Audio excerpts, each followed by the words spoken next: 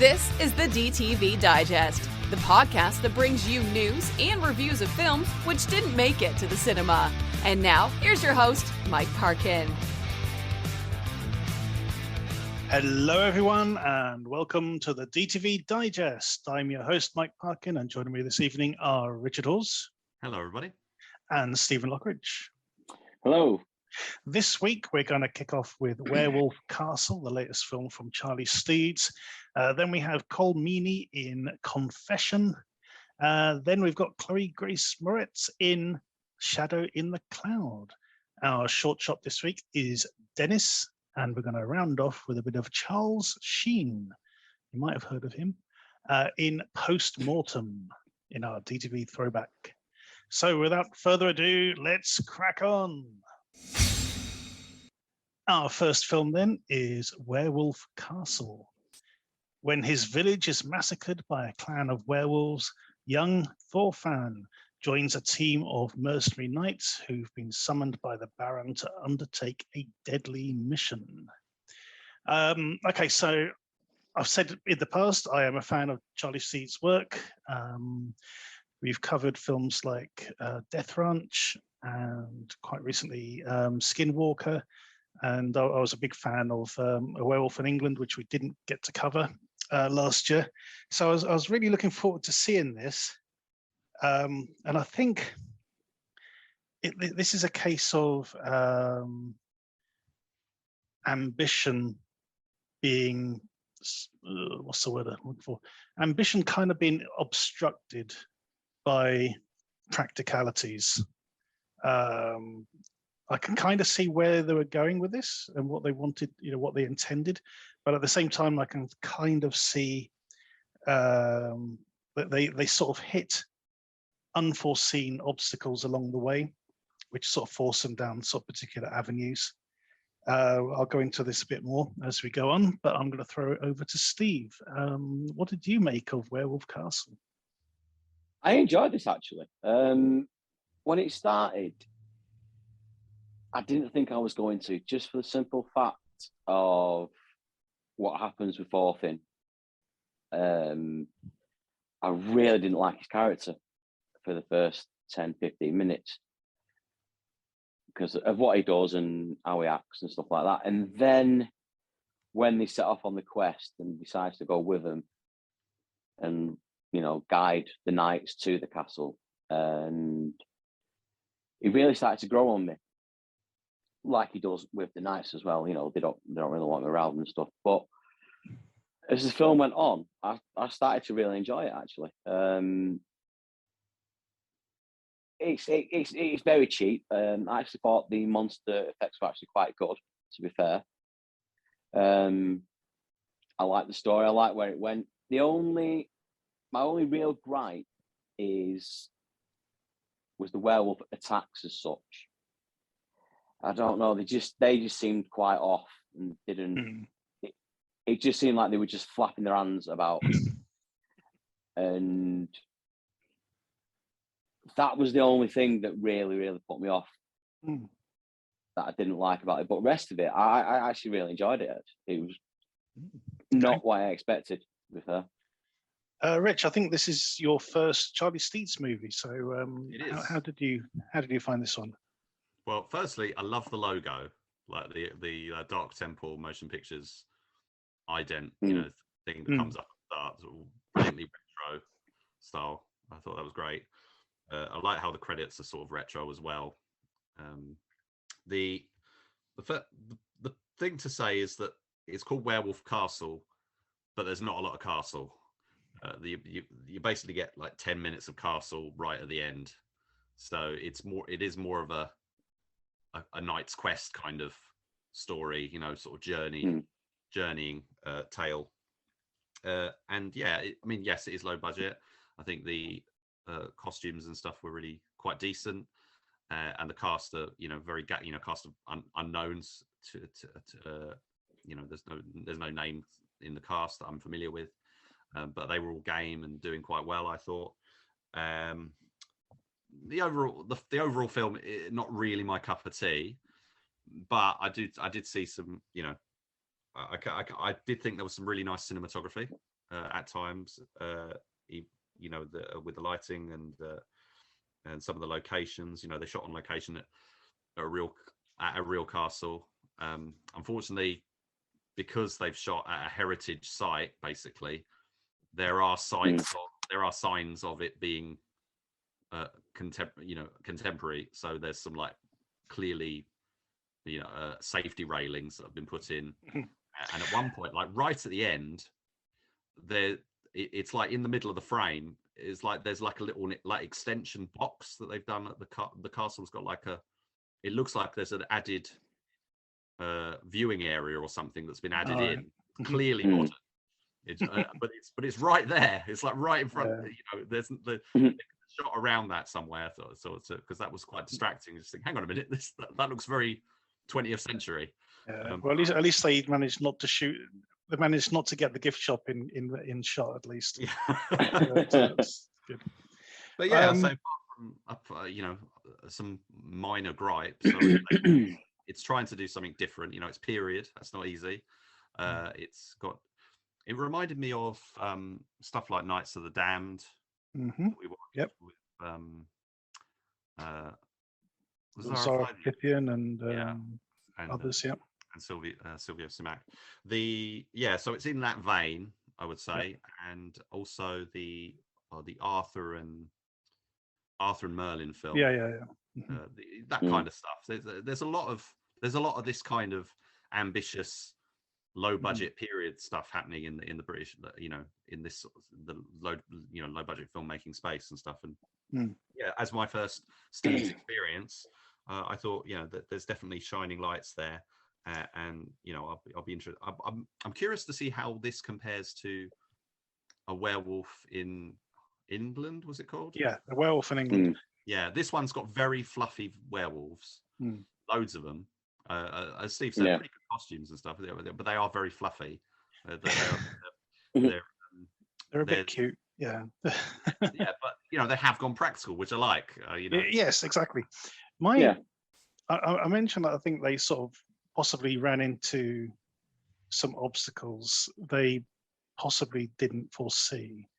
A lot of the film takes place in daylight. For example, just about everything that happens at the castle at the end is in daylight. And I'm wondering if that is because they weren't allowed to shoot at night, for health and safety reasons or something like that. So they're forced to sort of do a lot of the external scenes in daylight, with the costumes. There was lots of different locations, which is, that is a departure from his films. They are usually, not exactly one room affairs, although Skinwalker more or less was. Winter Skin. So Winter Skin, not Skinwalker. He made that in Finland, Apparently made that in Finland. Yeah. There's a complete aside there. I just heard that mentioned somewhere. Yeah. But things like Death Ranch, that was sort of a couple of locations, and Werewolf in England is mostly set around, an inn, basically. So this is a lot more expansive in scope. But I think in doing so, that they possibly came across a few obstacles which didn't go their way. But overall, I still enjoyed this. I agree with you, Steve, in that it looked like we'd been sort of handed a bit of a lemon with our protagonist at the beginning. And to a certain degree, he reminded me of Eddie Redmayne in The Black Death with Sean Bean, the Christopher Smith film. That's quite a few parallels with that film. There's a bit of a sort of Apocalypse Now sort of feel to it. Some men on the mission, some meeting weird characters along the way. So and I like the script. The script is well written. The dialogue is pretty decent. There's not too much foreshadowing built into it. Things that are going to happen. There's one bit where that one of the mercenary guys going, if you ever get in trouble, boy, don't expect us to come look helping you. And I was like going, yeah, that's how you're going to die, isn't it? You're going to come to his rescue or something like that. And things don't pan out the way you expect. So no, but I said that I did like that character, that the big bullshit. Exactly, yeah. I thought he played it really well, and the kind of twist at the end, and you find out who he is and what's happened and stuff like that. I thought it played out really well, and I also like the main. He's not actually, the main wolf. Yeah. And I thought the Pied Piper kind of character. Yeah. He was a bit camp. He was a bit campy. Oh yeah, but I think that was the thing, because don't forget, I mean, there's a scene about halfway through where he's lying down with one of his conquests and stuff. Yes, I think it's very Anne Rice Vampire List, that kind of stuff. That kind of a thing. But yeah. Also the transformation of him as well when he transformed. I thought the effects on that were really good as well. Kind of reminded me of Company of Wolves. Wolves. A bit like that from years ago. But no, all in all, I did really enjoy it. Yeah, I'm getting good vibes here, guys. Good. Okay, scores on the doors then, Steve. I'll give it a 7. And Rich? A 6 from me. I'm going to join you on a 6. I prefer the Werewolf in England, I must admit, and Death Ranch for that matter. But this sort of sits alongside Winter Skin for me. So, but there's a lot to enjoy here, especially if you're a fan of Charlie's work. He's already got another film in the works. I think he's using similar locations to this one for his next film. So hopefully that works out a bit better. So yeah, 2 6s and a 7 for Werewolf Castle. Go check it out.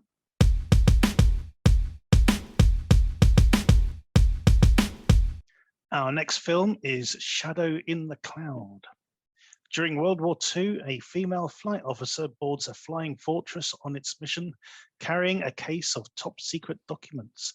Not only must she put up with the mistrust and suspicions of her crewmates and a squadron of German fighters intent on knocking them out of the sky, but there is also an evil presence which is also determined on creating mayhem. This has just had a long stint on Amazon Prime. It's now finally getting a physical release, Rich. Stars Chloe Grace Moretz as our eponymous heroine. I must admit, I do like this. It's one of these films that's confined to one location, i.e. the inside of this World War II bomber. And a lot of the dialogue is sort of coming across the headsets of the characters. So even though, most of the film is set on Chloe Grace Moretz's character, and we only hear a lot of the other characters for a lot of the film. So she's having to do a lot of work here. How did you find this? I don't know. I can't make my mind up with it because there's so many different things going on. And it just didn't make sense, really. I mean, you've got her getting on the plane. Then you've got the misogyny, all that lot. Then you find out what's in the bag, why she's doing what she's doing. Then you've got the gremlins as well. Then you've got the plane being shot to shit. yeah, basically. I just think it's just a bit of a mess, to be fair. I think they're trying to cram too much in. If they just kept it nice and simple, with the gremlins and that was it, they just appeared out, I get it, but there's throwing everything in the kitchen sink in there as well, and it's just a bit too messy. The only aspect of this which I didn't get on board with was the case and its contents. That was the bit that I went, whoa, hang on a minute. Although there are a couple of times when the case is in peril of like falling out of the plane or stuff like that, and she's having to do these sort of heroics to sort of make sure she keeps hold of it, and you're thinking, why? Just kick it off the plane, then nobody has to worry about it, you know. Mm. But there you go. Yeah. The whole thing with the gremlin, I thought worked really well, personally. Yeah, but but nobody questions it. Mm. You know, if they just said like, "What the fuck?" or "What is it?" or something like, you know, they're just there and just appear. Yeah. And that's it. Nobody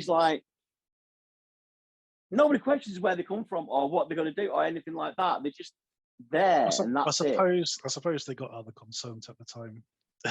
Yeah. Well, exactly. That's what I mean. Though there's too much going on, and the first 45, 30 minutes where she's like in the gun turret, basically. Yeah. That I was wondering if that was something to do with COVID. You know, like COVID protocols or something, and they changed the script just to keep her in there or something like that. I don't know. It just seemed a bit strange to me. Yeah, I mean, it was made before COVID. Yeah, I think. Right. Okay. So it was a choice then, basically, not forced on them. Yeah, it's just. I think they tried cramming too much. I mean, Chloe Grace Moretz, I think she's a great actress. She really is. Even in this, she's great. She has to do a lot. You know, she has to carry a lot of the film on her own. And there's bits where, you know, the whole gun turret basically gets knocked out of the plane and she's having to sort of hang on for a dear life and crawl back into the plane, you know, all that sort of stuff. There's one really harrowing bit where she has to use her finger to hold the thing shut. That's really horrible. Yeah, that's nasty. But yeah, no, I liked a lot of this, but I don't know. There's, you know, we've seen films like this before. You know, recently there's the film with I think what's that one called? Lock, with Tom Hardy. Tom Hardy and the driver with the driver with Wheelman, Grillo? I think. Wheelman, yeah, with Frank Grillo. You know, whereas literally that single location, and you know they're basically having to act with people who are off screen the whole film. Yeah. So you know she gets a little bit more interplay than that, but you know for a lot of the film she is in that sort of situation, and yeah, it's not bad. I think it's a bit too long for its own good, and I wasn't. Yeah, but having said that, it's only about 80 minutes. I know, but there are bits which felt a bit too long. And the whole thing with the case, that you know, when this reveal was inside, I was like, oh god, okay. You know, it lost me at that point. So yeah, on that basis, what are we going to score it? I think I'll give it a 5. Yeah, I think I liked it a little bit more than you, so I'm giving it a 6. Yeah, there's a lot to like here, but at the same time, there's a couple of bits. You know, the mileage may vary. You may agree with Steve that they just try to cram in too much. You may agree with me that they crammed in just enough, but you know that doesn't mean everything works. So there you go. It's a 5 and a 6 for Shadow in the Cloud. Go check it out.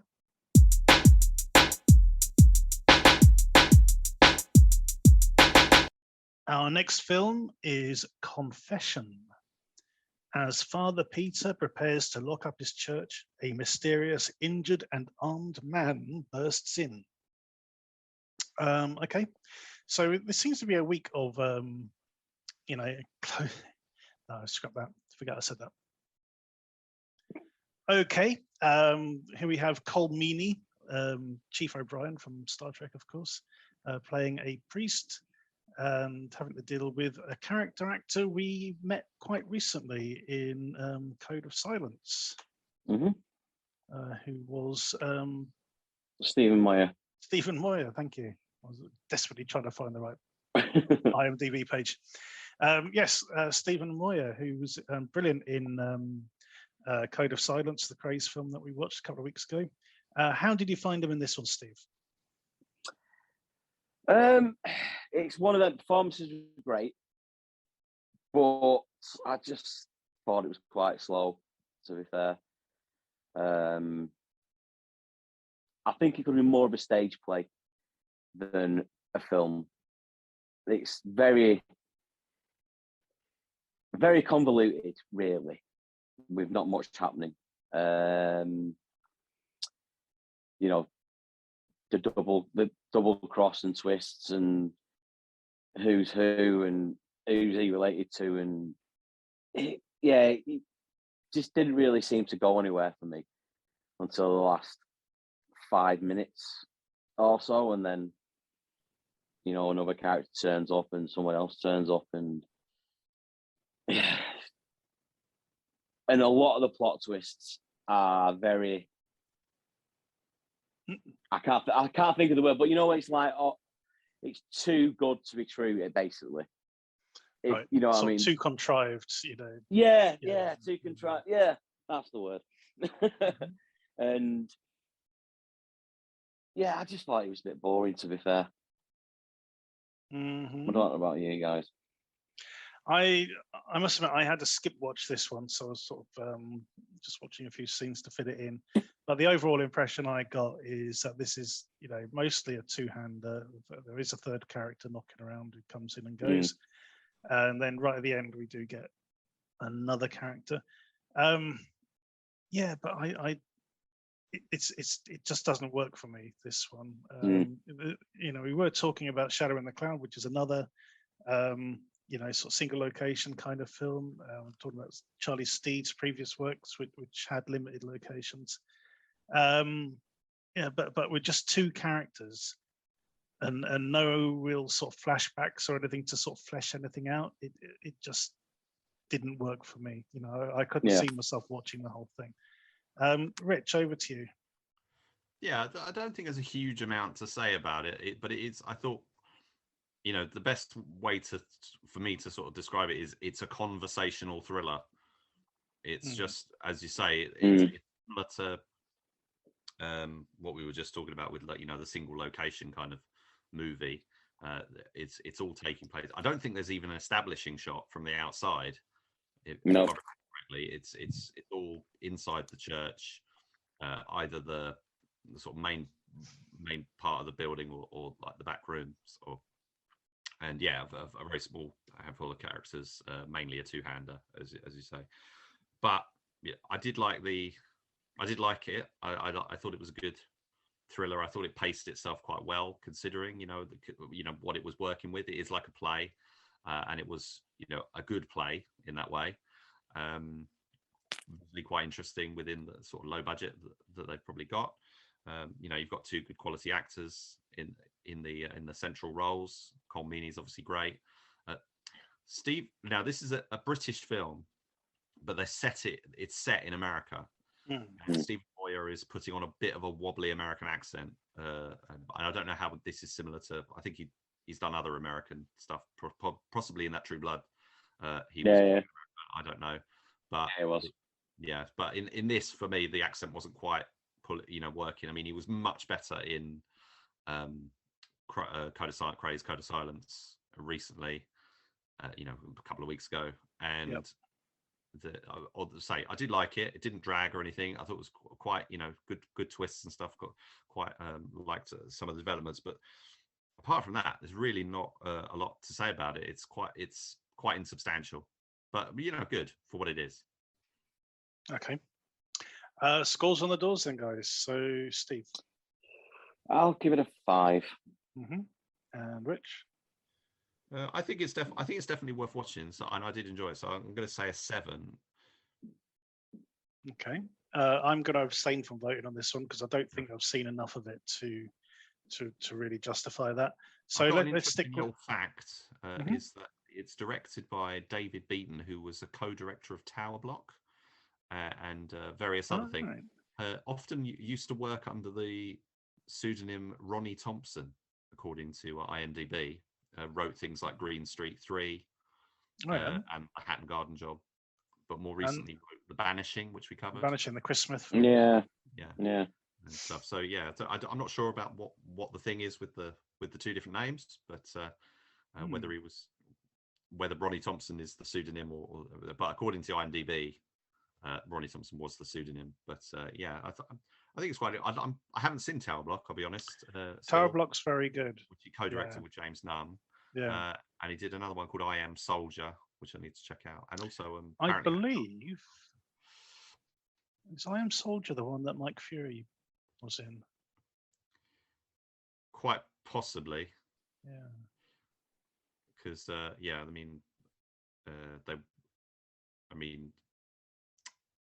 Ronnie Thompson, David Beaton, whatever. He was a producer of Green Street 3 and other stuff. So he probably, they're mixing the same circles, if you see what I mean. So it wouldn't be with Mike being involved in Green Street 3. It could have quite possibly gone on to that one as well. But I can't say. Yeah, he was actually. Right. Yeah, Mike Fury was in I Am Soldier. I thought he was. I do need to check these out because they are all of these British movies that he's worked on all interest me. I just haven't got around to seeing, apart from obviously Green Street 3. But yeah, Green Street 3 was good fun. But I like it. I've liked what I've seen. I mean, I didn't love The Vanishing, I'll be honest, but no, yeah, for a Chris Smith film, that wasn't one of his stronger ones for sure. But anyway, okay, so we've ended up with a 7 and a 5 for Confession. Go check it out.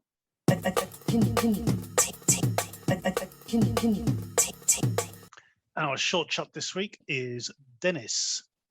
When a gang of illegal arms dealers are attacked by super agent Connor, it is up to their secret weapon, Dennis, to deal with him. But is he actually up to the task? So this is a nice 4 to 5 minute short. It's a good little parody, a sort of skit on the sort of type of fight scenes that we generally get. I quite enjoyed this. I like the character of Dennis a lot. Steve, what did you make of this? I couldn't get on with the humour in it, to be fair. I just found it quite ridiculous and it just didn't settle with me. I thought the fights weren't too bad. The choreography was quite good. Performances, I thought the Dennis performance wasn't too bad, but the others, I just didn't get on with it at all. It really, it even annoyed me at points. Oh dear. Yeah, not for me. Definitely not for me, this one. It reminded me of there's a couple of skits they do on Family Guy where Peter keeps hurting himself. It kind of reminded me of that a bit. Rich, as our curator of the shorts, what drew you to this one? I just thought I just quite like the humor. I did like the humor of it, the novelty of it. I just thought it was quite funny. I mean, it is something we've seen before. When I was watching it the second time around, I was thinking it reminded me specifically of like Austin Powers. I'm very badly burned, kind of stuff that Will Ferrell was doing. Who throws a shoe?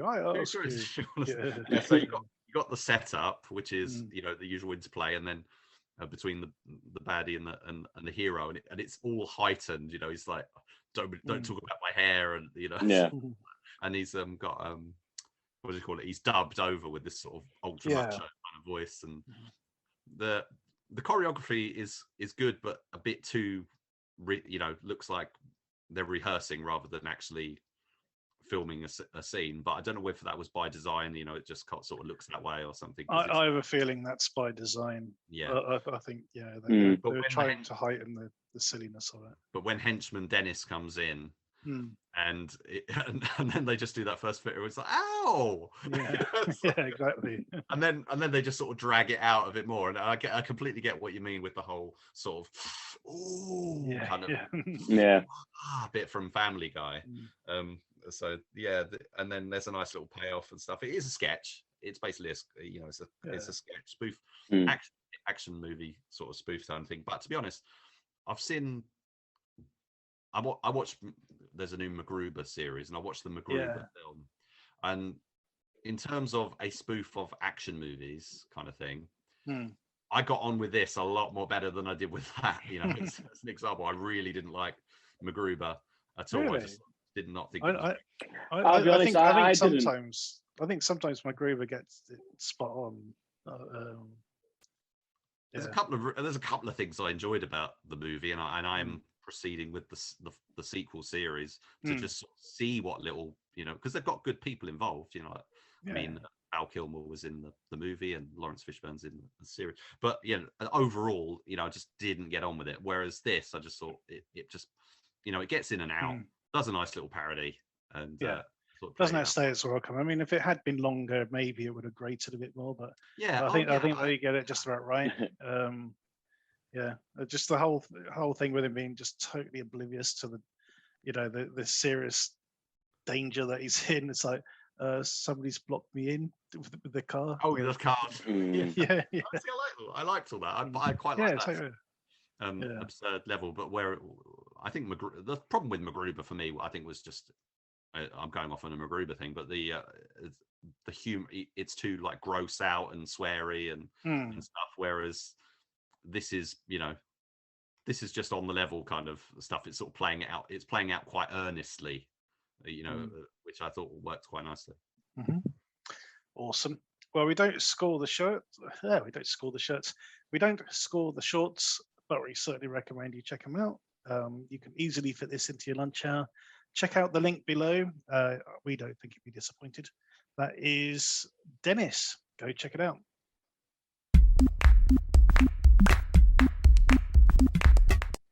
Our DTV throwback this week is Post-Mortem. James McGregor is an ex-Los Angeles police detective turned crime writer, now wallowing in an alcoholic stupor in Scotland.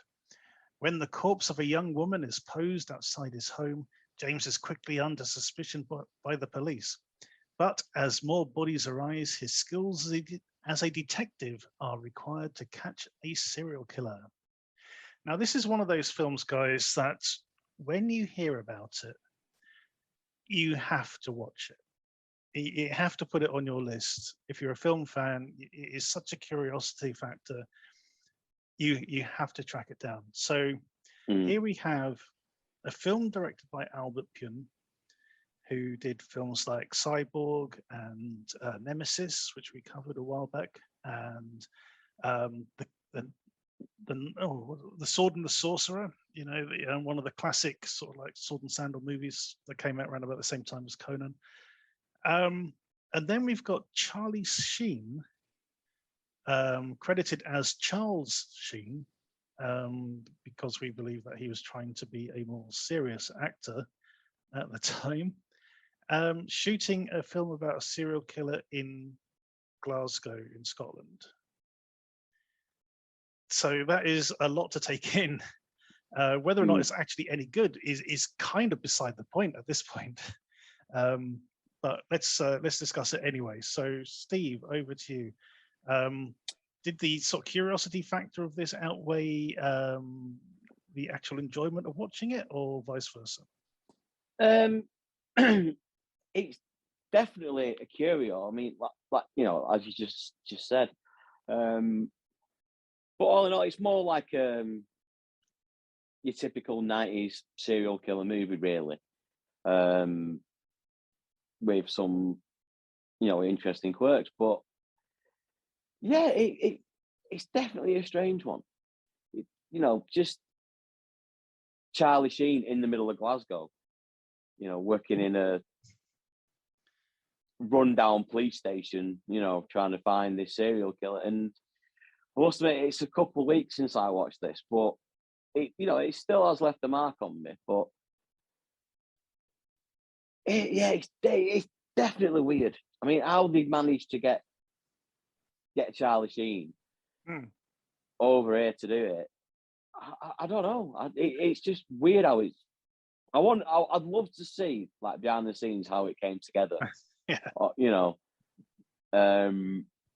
Like a DVD extras or something like that. I think that'd be actually really interesting. But yeah, I mean, it's decent. It's like your typical mid-90s serial killer slasher thing, but with just these really weird tangents that it works on. But yeah, it does work. It's all right. It's pretty decent. Rich, so basically we've got Charlie Sheen appearing in a feature-length episode of Taggart. That's directed- exactly how I used to describe it. It's funny Yeah. you should say that. I was like, when I used to take people, I said it's Taggart, but with Charlie Sheen. That is spot on. Yeah, really is.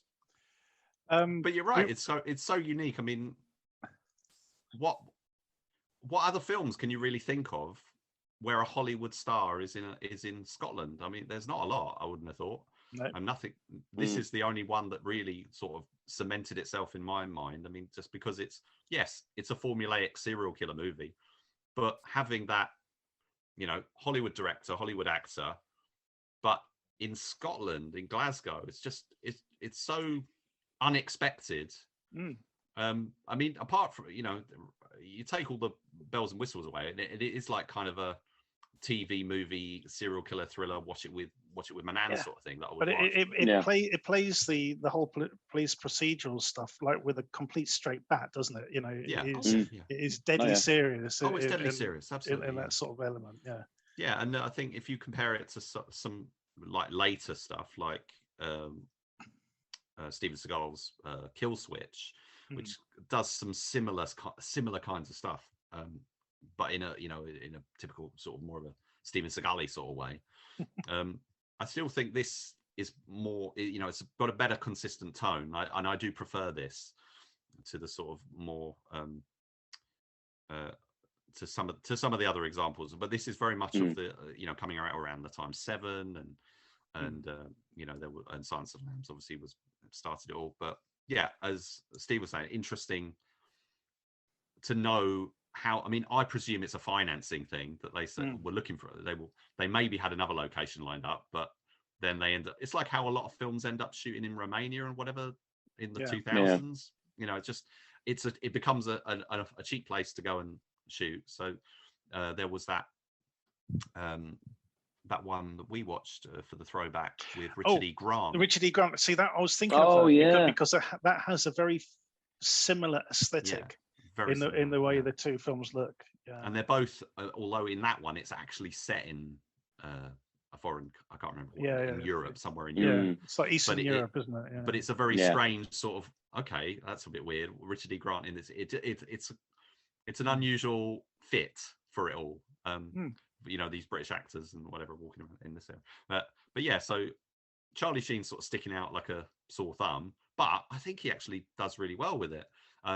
According to because Matty Budrevich did an article on the Schlock Pit where he'd spoken to the producer, and they were saying how because there were news reports and stuff of Charlie Sheen's like behavior during the film, because he's like properly coked up around and well into his drugs. And he was just method acting at the time.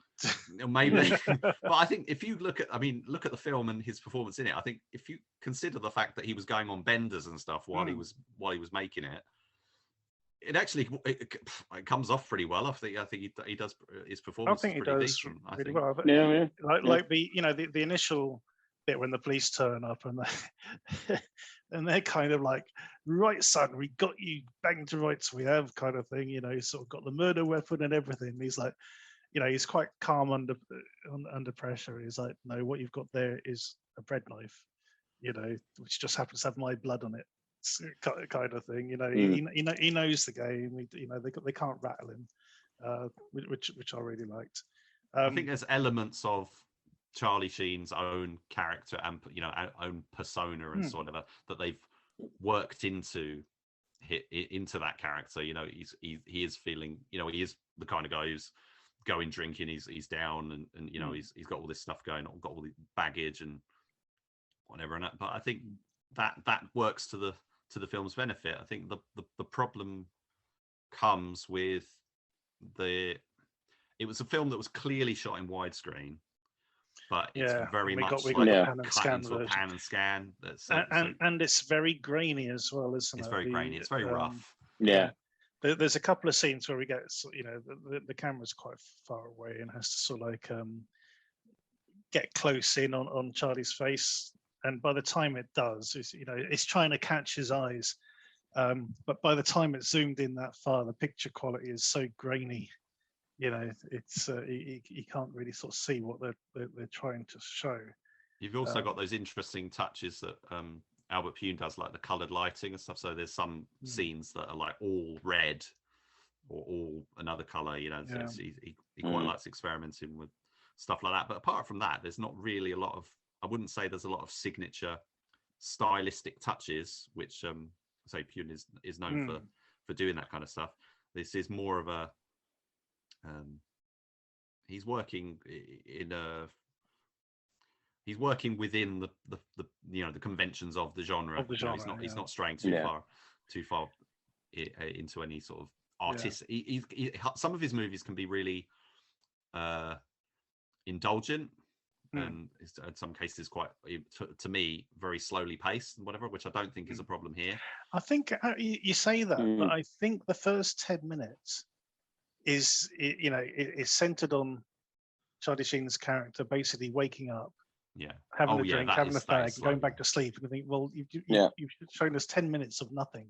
Yeah, there isn't anything. Yeah, that's annoying. And the credits annoy me as well. One other thing is Charles Sheen. His name has got a massive space in between his first and his last name, which drives me nuts. And which is almost big enough to put an I and an E, do you think? Probably. They changed. But as a side note, this was like one of I think about 5 films that he did under where he changed his name to Charles Sheen.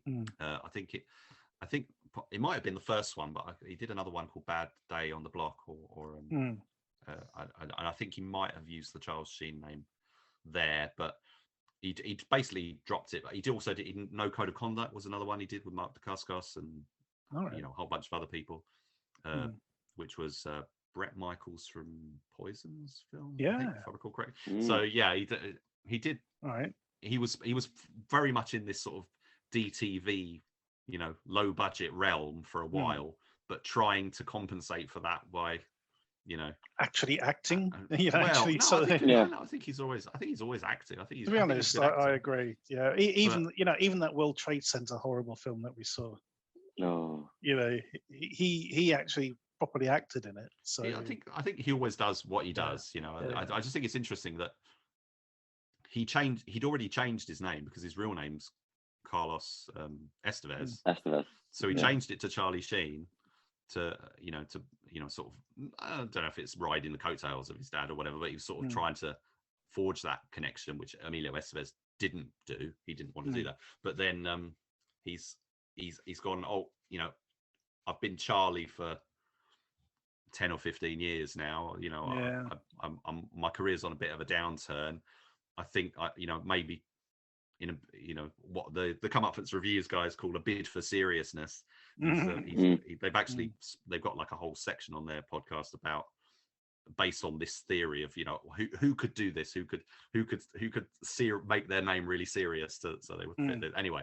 But so, and it just didn't really work the way I guess he was hoping it would do, and people just sort of laughed at it, I guess, and so then you just go back to.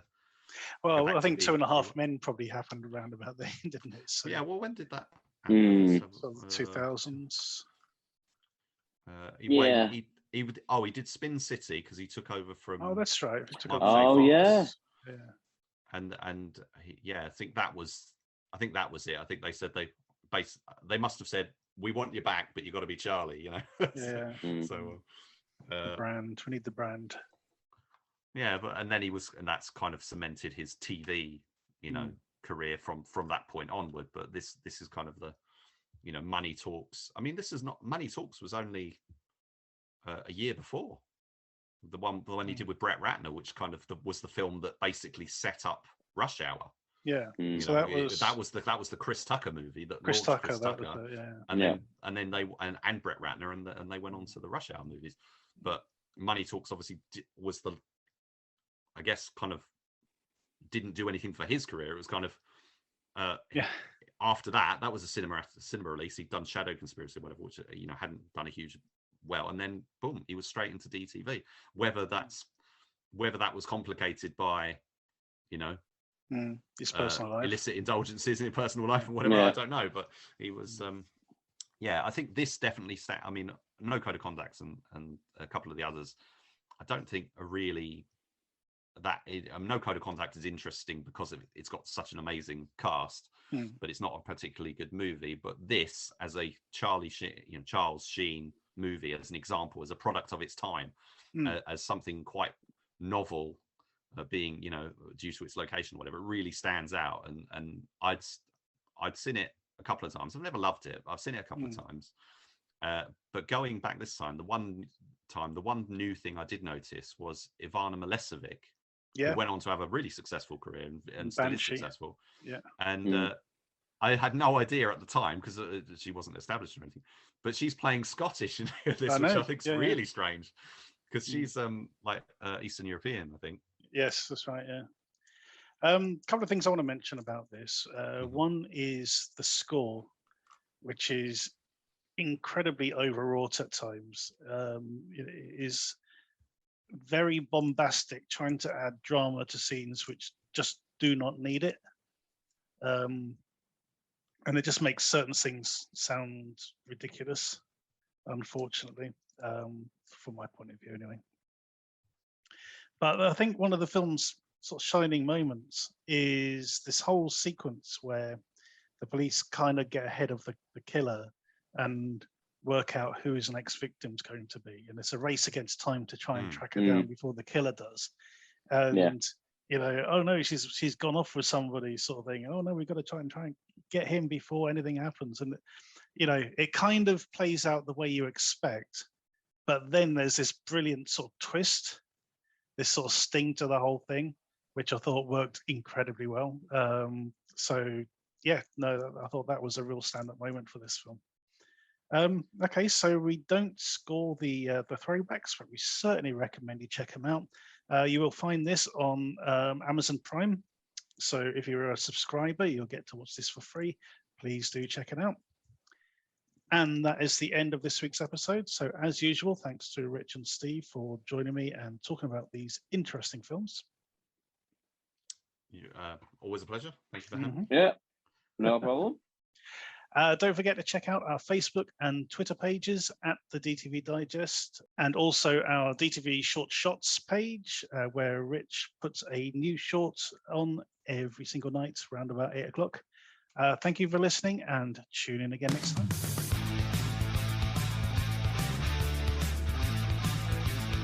Thank you for listening to the DTV Digest. Let us know your thoughts in the comments and tune in again next time.